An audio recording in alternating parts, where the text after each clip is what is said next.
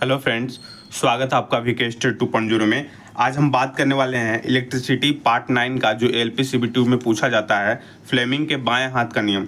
देखिए, हम एक डायग्राम ला रहे हैं आपके अनुसार। यहाँ पे हमने एक डायग्राम लाया हुआ है, इसके अनुसार हम बताएंगे कि फ्लेमिंग का बाएं हाथ का नियम क्या है। ठीक है, तो थोड़ा सा लिखिएगा। फ्लेमिंग के बाएं हाथ के नियम के अनुसार ये आपका हमने डायग्राम लेकर आया है कि अच्छे से आपको समझ में आए। तो फ्लेमिंग के बाएं हाथ का नियम बोलता है, इसके अनुसार कहता है कि यदि क्या करते हैं, बाएं हाथ का जो अंगूठा है, बाएं हाथ का जो हमारा अंगूठा है ना दोस्त मेरे, बाएं हाथ का अंगूठा कौन सा? ये वाला। बाएं हाथ का अंगूठा कौन सा? ये वाला। ठीक है, जो बाएं हाथ का अंगूठा है और तर्जनी अंगुली है ना, तर्जनी उंगली कौन है दोस्त मेरे? तर्जनी उंगली ये है। ठीक है, तर्जनी उंगली और माध्यमा अंगुली को, ठीक है, माध्यमा मीन्स ये वाली उंगली को।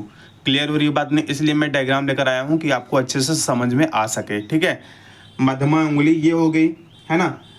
क्या करते हैं, माध्यमा उंगली को एक दूसरे के लंबवत है ना, एक दूसरे के लंबवत क्या करते हैं? फैलाते हैं। मतलब बोले थे कि एक दूसरे के लंबवत फैलाया जाए तो कौन कौन से? बाएं हाथ के अंगूठा, पहला बाएं हाथ के अंगूठा, तर्जनी उंगली और मध्यमा उंगली को एक दूसरे के लंबवत फैलाया जाए तो, है ना, तो क्या होता है? तो अंगूठे पे क्या होता है? तो अंगूठा लगने वाले बल को, यानी जो अंगूठा है, ये जो अंगूठा है ना, ये डायरेक्शन ऑफ फोर्स को दिखाता है। मतलब बल की दिशा को दिखाता है।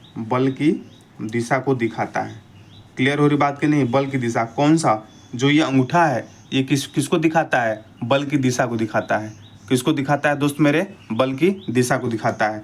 तो इन्होंने बोला था, फ्लेमिंग ने बोला था कि यदि हम बाएं हाथ के अंगूठा, तर्जनी उंगली, मध्यमा उंगली एक दूसरे को लंबवत फैलाएं तो अंगूठा जो होता है ये बल की दिशा, यानी अंगूठा डायरेक्शन ऑफ फोर्स को, यानी अंगूठा लगने वाले बल को दिखाता है।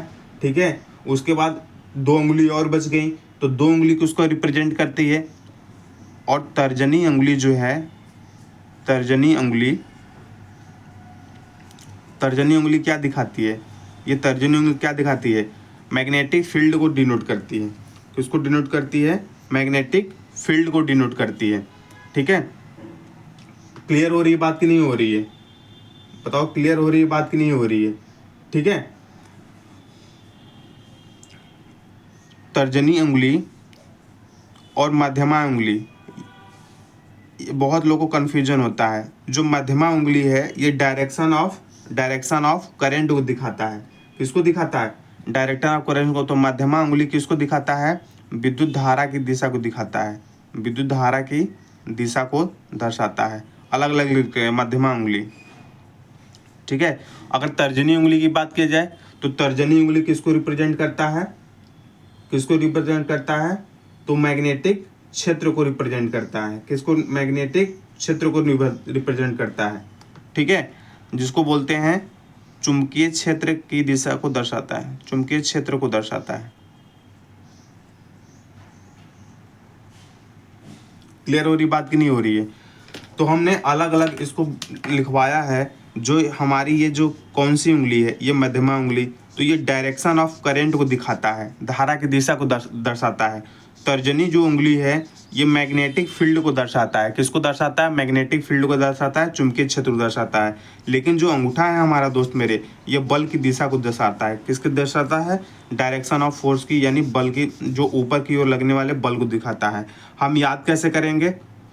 तो आपको FBC याद रखना है। FBC हमने ये किया हुआ है, ट्रिक अपने से बनाया हुआ है। ठीक है, तो अंगूठे पर लगने वाले बल, जो अंगूठा लगने वाले बल को, तर्जनी उंगली चुंबकीय क्षेत्र को और मध्यमा उंगली विद्युत धारा की दिशा को क्या होती है? दर्शाती है। क्लियर है? इसको याद कर रखेंगे, कैसे रखेंगे? FBC।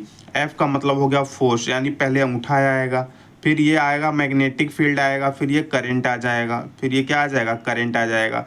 तो ये मैग्नेटिक फील्ड को दर्शाएगा, किसको दर्शाएगा, मैग्नेटिक फील्ड को दर्शाएगा, मैग्नेटिक फील्ड को दर्शाएगा, किसको दर्शाएगा, मैग्नेटिक फील्ड को दर्शाएगा, ये करंट को दर्शाएगा। ठीक है, तो समझ में बात आई कि नहीं आई। तो पहले अंगूठा आ जाएगा, फिर तर्जनी उंगली, फिर मध्यमा उंगली। तो F B C, F B C, B मतलब मैग्नेटिक फील्ड, सी मतलब करंट, एफ मतलब फोर्स। इतनी बात समझ में आई।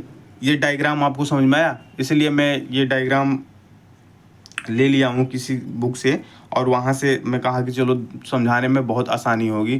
तो ये फ्लेमिंग का बाएं हाथ का नियम समझ में आया। फ्लेमिंग के बाएं हाथ के नियम में एक चीज़ और लिखिएगा कि जो विद्युत क्षेत्र में लिखिएगा, इसको मैं हटा देता हूँ डायग्राम को। ठीक है, इसमें लिखिएगा एक चीज़ नोट करके लिखिएगा, वेरी वेरी इंपॉर्टेंट है, क्वेश्चंस आते ही आते हैं इसमें से, है ना। जैसे चुंबकीय क्षेत्र में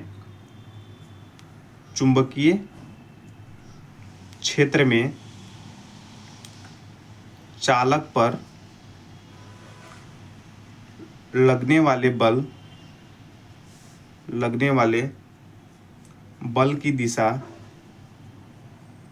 दिशा बाएं हाथ के नियम से दिया जाता है। ठीक है, अब क्या हुआ कि चुंबकीय क्षेत्र में जो चालक पर जो लगने वाले बल की दिशा है, वो फ्लेमिंग के किस में, बाएं हाथ के नियम से दिया जाता है। किसके अनुसार दिया जाता है, बाएं हाथ के नियम से दिया जाता है।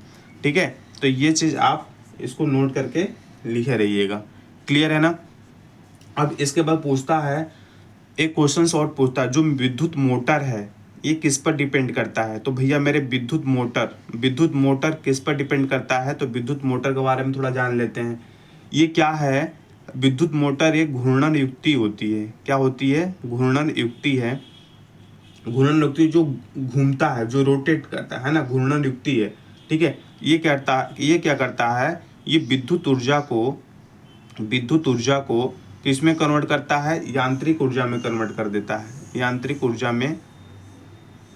ऊर्जा में कन्वर्ट करता है। ठीक है, क्लियर हुआ कि नहीं हुआ। ठीक है, और विद्युत जो मोटर होता है, यह विद्युत चुंबकत्व खिंचाव के सिद्धांत पर कार्य करता है। क्लियर है कि नहीं है, बिल्कुल। अब हम विद्युत मोटर के बारे में थोड़ा और जान लेते हैं। जब पढ़ाई दे रहा हूँ इसको, ठीक है, विद्युत मोटर के बारे में और थोड़ा जान लेते हैं। ठीक है, जैसे जब किसी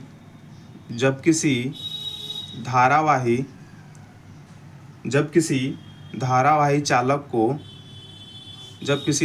चालक को चुंबकीय क्षेत्र में रखा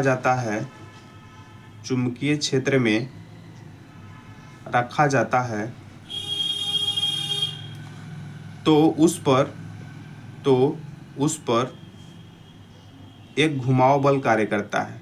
क्या करता है, घुमाव बल कार्य करता है। क्या करता है, एक घुमाव बल कार्य करता है। क्लियर है। तो ये वाला पॉइंट और ये वाला पॉइंट, ये भी इम्पोर्टेंट है विद्युत मोटर के लिए। अब विद्युत मोटर क्या है, तो विद्युत मोटर जो है फ्लेमिंग के बाएं हाथ पे नियम पर डिपेंड करता है। फ्लेमिंग के बाएं हस्त नियम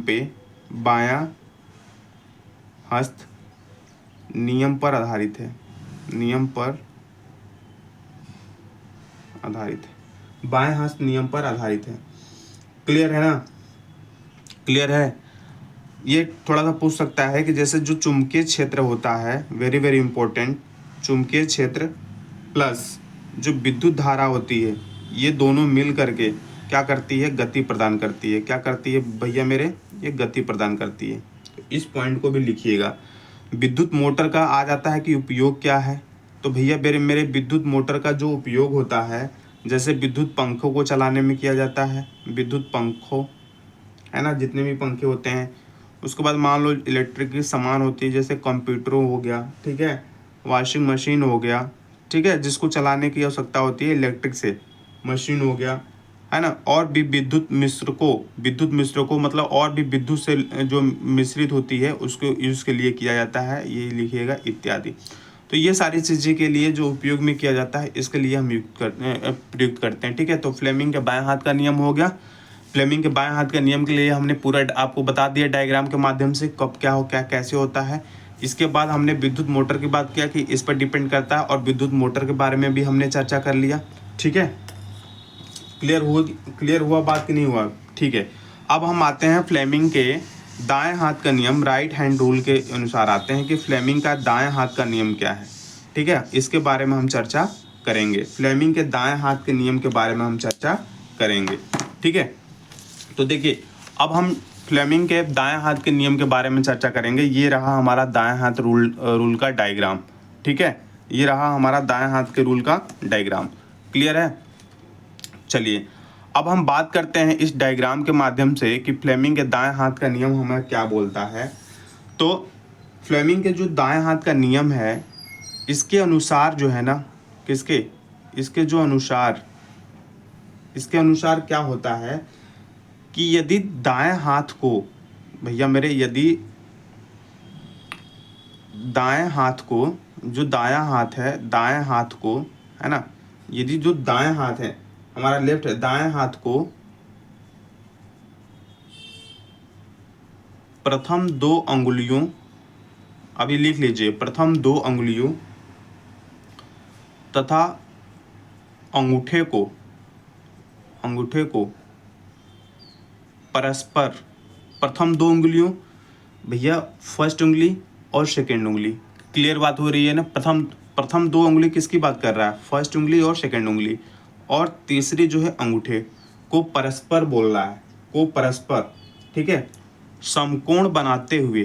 क्या बनाते हुए? समकोण बनाते हुए। समकोण का मतलब होता है 90 डिग्री पर रखते हुए, समकोण बनाते हुए इस प्रकार फैलाया जाता है, इस प्रकार फैलाया जाता है कि, फैलाया जाता है कि, इस प्रकार फैलाया जाता है कि, ठीक है, कि जो हमारा अंगूठा होता है, वेरी वेरी इंपॉर्टेंट, जो हमारा जो अंगूठा होता है, ये जो हमारा अंगूठा होता है, ये किसको रिप्रेजेंट करता है, यही तो पूछता है ना।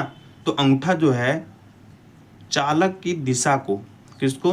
अंगूठा जो है चालक की दिशा को, चालक की दिशा एवं जो पहली उंगली है, पहली उंगली जो है, पहली उंगली, जो पहली उंगली है, यानी ये जो पहली उंगली है, ये डायरेक्शन ऑफ फील्ड को, किसको? डायरेक्शन ऑफ फील्ड को, यानी पहली उंगली जो है ये चुंबकीय क्षेत्र की दिशा को, चुंबकीय क्षेत्र की दिशा को, ठीक है, चुंबकीय क्षेत्र की दिशा को बताता है, इंगित कर रहा है। और जो दूसरी उंगली है ना दोस्त मेरे, जो दूसरी उंगली है ना, जो दूसरी उंगली है वो क्या करती है कि चालक में प्रेरित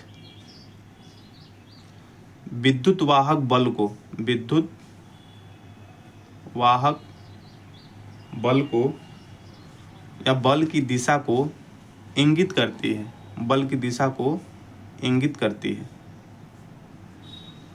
क्लियर आगे समझ में आपको? ठीक है। ये क्या करेगा दाएं हाथ के नियम में, ये जो आपका अंगूठा होगा ये चालक की दिशा को दर्शाएगा, है ना। चालक की दिशा को, पहली जो उंगली होगी चुंबकीय क्षेत्र की दिशा को दर्शाएगा, पहली जो उंगली होगी चुंबकीय क्षेत्र की दिशा को दर्शाएगा, और जो थर्ड उंगली होगी ये किसको दर्शाएगा? चालक में प्रेरित विद्युत वाहक बल की दिशा को दर्शाएगा। चालक में प्रेरित विद्युत वाहक बल की दिशा को, डायरेक्शन को क्या करेगा? दिखाएगा। क्लियर है ना बात? क्लियर है बात? तो ये हुआ फ्लेमिंग के दाएं हाथ का नियम। अब हम जानते हैं कि फ्लेमिंग के दाएं हाथ के नियम के अनुसार कौन कौन इस पर डिपेंड करता है, ठीक है। ये डायग्राम समझ में आया आपको? ये आप नोट करके डायग्राम बना लीजिएगा, ठीक है। उसके बाद में फिर इसके बाद हम इस पर किसका डिपेंड करता है मैं बताऊंगा। फिर फैराडे के विद्युत चुम्बकीय प्रेरण का नियम ही बताऊंगा। वीडियो में बने रहिएगा आज।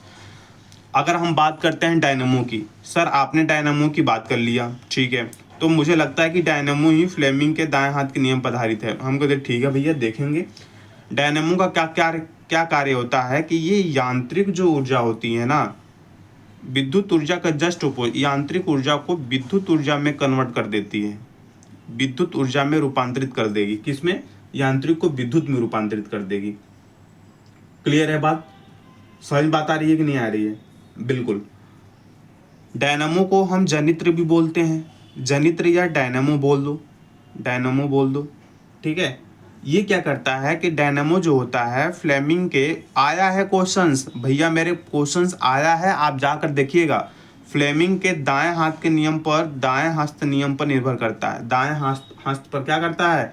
दाएं हस्त के नियम पर कार्य करता है, नियम पर कार्य करता है, कार्य करता है। ये बहुत इंपॉर्टेंट है। जनित्र और डायनामो की अगर बात किया जाए तो फ्लेमिंग के किस पे? दाएं हाथ के नियम पर क्या करता है? डिपेंड करता है, ठीक है, दाएं हाथ के नियम पर डिपेंड करता है। इसमें क्या होता है, अगर हम मैग्नेटिक फील्ड की बात करें, यानी जो चुंबकीय क्षेत्र की बात करें, मैग्नेटिक फील्ड प्लस जो चालक की गति है, क्या है? जो चालक की गति है ना, ये क्या होता है कि प्रेरित विद्युत धारा की दिशा, प्रेरित विद्युत धारा की दिशा, मतलब अगर चुंबकीय क्षेत्र और चालक की गति दोनों अगर ऐड कर दें तो इससे क्या उत्पन्न होगा? प्रेरित विद्युत धारा की दिशा क्या होगी? उत्पन्न होगी। समझ बात आ रही है? इससे क्या होगी? प्रेरित धारा की दिशा हमारा क्या होगी? उत्पन्न होगी। ठीक है, ठीक है। थोड़ा सा और देख लीजिए डायनामो के बारे में।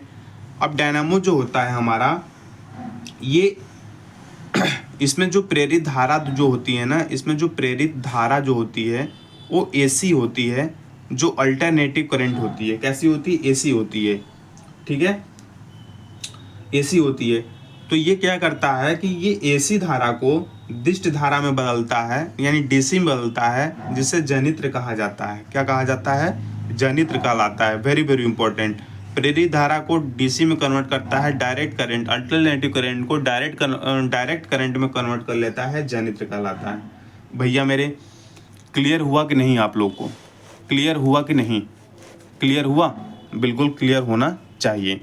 अब भैया मेरे मैं बात करता हूँ फैराडे के विद्युत चुंबकीय प्रेरण के नियम के बारे में। ये भी इम्पोर्टेंट है, क्वेश्चंस बनते ही बनते हैं, ठीक है। बहुत, ये हमारा इलेक्ट्रिसिटी का पार्ट 9 चल रहा है। अब आप समझ सकते हैं कि कितने सर ने मेहनत करके छोटे छोटे पार्ट्स में तोड़ करके हम लोग को पूरे डिटेल्स में समझाए हैं, और न्यूमेरिकल्स भी अभी कराएंगे। अभी तो 10, 11, 12 पढ़ जाएगा, लेकिन छोटे छोटे वीडियो, कोई 20 मिनट का, कोई 11 मिनट का, कोई 15 मिनट का, तो इस तरह का वीडियो है, ठीक है। तो आप टेंशन ना लीजिएगा। तो इस तरह के वीडियो को आप समझिए, और चैनल को लाइक एंड सब्सक्राइब कर दिया करिए, क्योंकि दोस्त सपोर्ट करेंगे तभी थोड़ा मनोबल बढ़ता है कि नहीं, चलो भाई बंदे को समझ में आ रहा है तो और वीडियो बनाया जाए। क्लियर है दोस्त मेरे? फैराडे के विद्युत चुंबकीय प्रेरण का नियम क्या बोलता है? ये बोलता है, प्रथम नियम क्या होता है कि जब किसी कुंडली में, लिखिएगा, जब किसी कुंडली, कैसे कुंडली? एक बंद कुंडली होगा, एक क्लोज लूप होगा, है ना। बंद कुंडली में चुंबकीय फ्लक्स में परिवर्तन होता है, चुंबकीय फ्लक्स में परिवर्तन होता है, तो उसमें प्रेरित विद्युत वाहक बल, प्रेरित विद्युत वाहक बल उत्पन्न होती है। पहली बात, जब किसी बंद कुंडली में, क्लोज कुंडली में चुंबकीय फ्लक्स में यदि परिवर्तन होगा तो उसमें कौन सा बल प्रवाहित होगा? प्रेरित विद्युत वाहक बल प्रवाहित होगा। अगर हम द्वितीय नियम की बात करें तो प्रेरित विद्युत वाहक बल का मान चुंबकीय फ्लक्स, क्या? चुंबकीय फ्लक्स के परिवर्तन की दर, चुंबकीय फ्लक्स के परिवर्तन की दर, ठीक है, दर के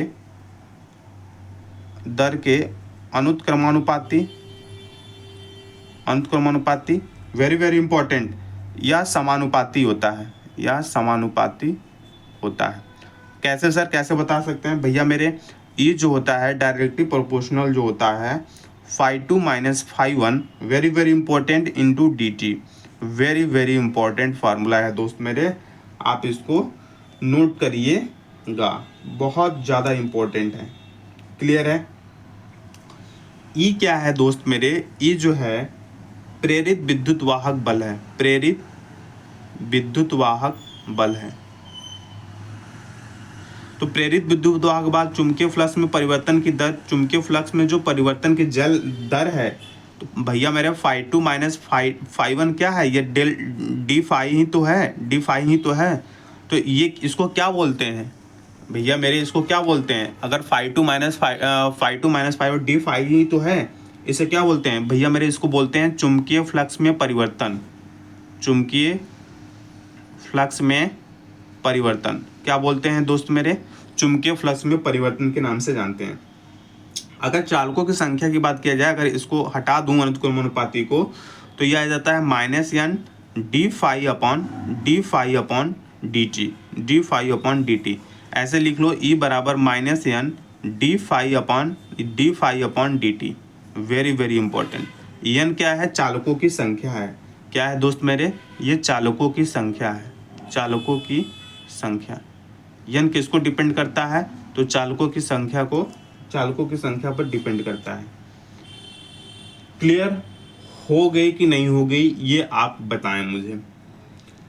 अब कहेंगे सर ऋणात्मक चिन्ह क्या है? ये ऋणात्मक चिन्ह क्या गया? तो भैया मेरे जो निगेटिव जो साइन है, जो ऋणात्मक जो चिन्ह है, इसमें जो ऋणात्मक जो चिन्ह है फार्मूले में, ये क्या डिपेंड करता है?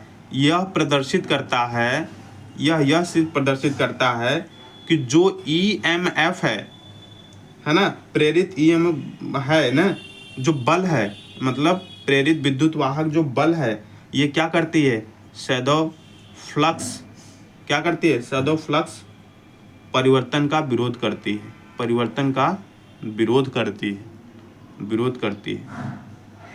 किसकी? सदैव फ्लक्स परिवर्तन का क्या करता है कि फ्लक्स में परिवर्तन हो रहा है, इसका मतलब इसलिए यहाँ निगेटिव लगा है। और इस फ्लक्स में परिवर्तन जो हो रहा है ना दोस्त मेरे, इसी को बोलते हैं, वेरी वेरी इंपॉर्टेंट, इसी को बोलते हैं लेंज का नियम। किसको बोलते हैं? लेंज का नियम, लेंज का नियम भी कहते हैं। वेरी वेरी इंपॉर्टेंट दोस्त मेरे, अगर वीडियो को फुल वॉच नहीं किए, लाइक एंड सब्सक्राइब नहीं किए, दिल बहुत दुखेगा दोस्त मेरे। पढ़ाने में टाइम लगता है, समझाने में टाइम लगता है, एक ही दिन सब चीज़ बहुत ही टाइम लगता है, आप समझेंगे नहीं बात को, इस चीज़ को। तो लेंस का नियम, निगेटिव, ये कभी क्वेश्चन आ गया, निगेटिव क्या रिप्रेजेंट करता है? लेंस का नियम रिप्रेजेंट करता है। अब लेंस के नियम के बारे में बात हो गया, तो थोड़ा सा चर्चा और कर लेते हैं लेंस के नियम के बारे में, ठीक है? तो नेक्स्ट हेडिंग डालिएगा लेंस का नियम, लेंस का नियम।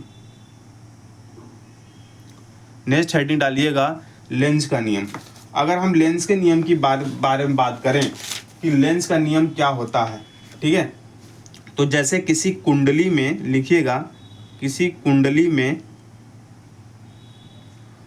उत्पन्न जो प्रेरित विद्युत वाहक बल होते हैं, प्रेरित विद्युत वाहक बल, ठीक है जी मेरे, ये सदैव क्या करते हैं? ये सदैव मतलब हमेशा उस कारण का विरोध करते हैं, उस कारण का विरोध करते